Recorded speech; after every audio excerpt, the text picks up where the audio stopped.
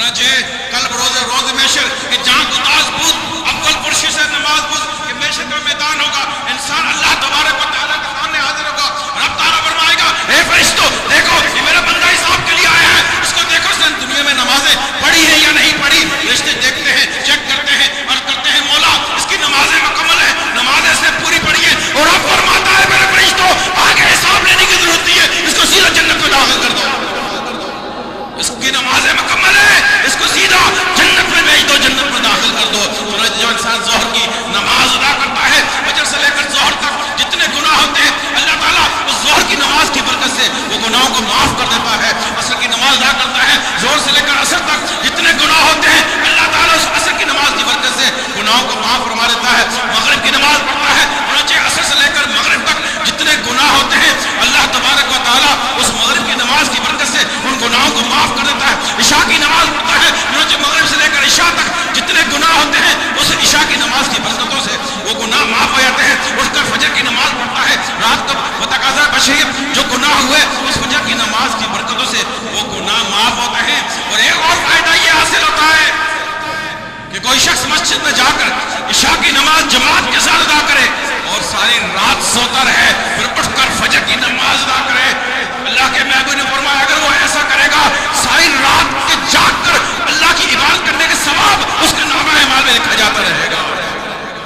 اے وہ لوگوں جو ساری رات جاگتے ہو، نہ تم عشاء کی نماز پڑھتے ہو نہ فجر کی نماز پڑھتے ہو، وہ ساری رات جاگتے ہو اللہ کی عبادت کرتے ہو یا ریلی میں جاتے ہو یا کہیں مذہبی پروگرام میں جاتے ہو، تمہارا وہ جانا اٹھنا بیٹھنا بیکار ہو گیا، اس لیے کہ تم نے عشاء کی نماز بھی نہ پڑھی فجر کی نماز بھی نہ پڑھی، وہ تمہارا اس پروگرام میں جانا آنا سب کا سب ضائع ہو گیا۔ ایک شخص کے ساتھ شیطان ساتھ روانہ ہو گیا انسانی شکل میں، اس شخص نے فجر کی نماز نہیں پڑھی، ظہر کی نماز نہیں پڑھی، عصر کی نماز نہیں پڑھی، مغرب کی نماز نہیں پڑھی، عشاء کی نماز نہیں پڑھی۔ عشاء کے بعد شیطان نے کہا وہ شخص تیرے ساتھ میری زندگی آگے سفر نہیں ہو سکتا، میں نے ایک سجدہ چھوڑا میرا کیا حال ہو گیا، تو نے فجر سے ابھی تک 36 سجدے چھوڑ دیے، نہ جانے تیرا کیا حال ہوگا،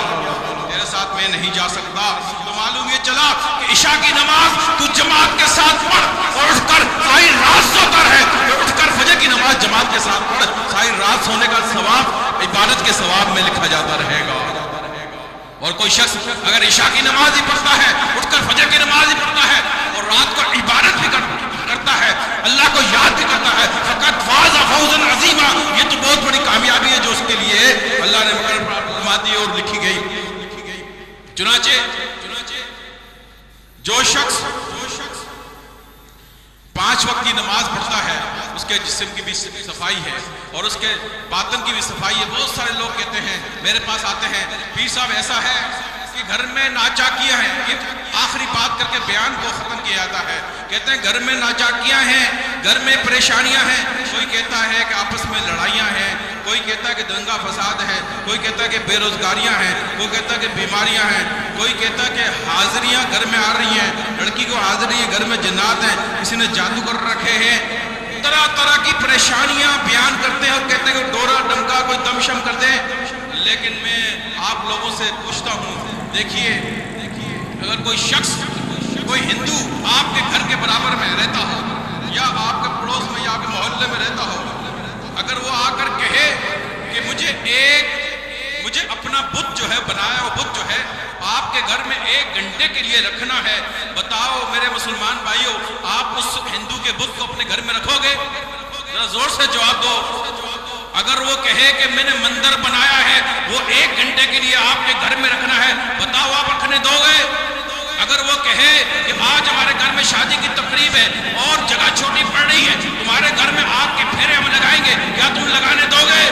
اگر وہ کہے کہ ہم نے گیتا پڑھ لی، ہمارا پنڈت آئے گا تمہارے گھر میں پڑھے گا، تم پڑھنے دو گے؟ دیکھو آپ کی غیرت جاگ گئی، آپ یہ کام کرنے کو پسند نہیں کرتے، آپ اپنے سوچتے ہو کہ ایسا ہرگز نہیں ہونے دیں گے، لیکن آپ دیکھو تو صحیح جب آپ کے گھر میں کیبل لگا ہوا ہے، اسٹارٹ پلس کا بٹن دباتے ہو، وہاں بت بھی آتے ہیں، وہاں گیتا بھی پڑھی جاتی ہے، وہاں آپ کے پھیرے بھی ہوتے ہیں، وہاں ان کی گرجے بھی ہوتے ہیں، وہاں ان کے مندر بھی ہوتے ہیں، وہاں ان کی باتیں بھی ہوتی ہیں، اس میں اندر آپ بھی بیٹھے دیکھ رہے ہوتے ہو، شریک ہوتے ہو۔ بتاؤ ان کو تم نے خود اپنے گھر میں بلایا ہے، اس کے بعد تیری لڑکی پہ حاضری آتی ہے، تیری بیوی پہ حاضری آتی ہے، تیرے بیٹے پہ بیماری آتی ہے، تیرے گھر میں پریشانیاں ہیں، ارے ان کو تم نے خود بلایا ہے تو پھر پریشانیاں نہیں ہوگی تو کیا ہوگا؟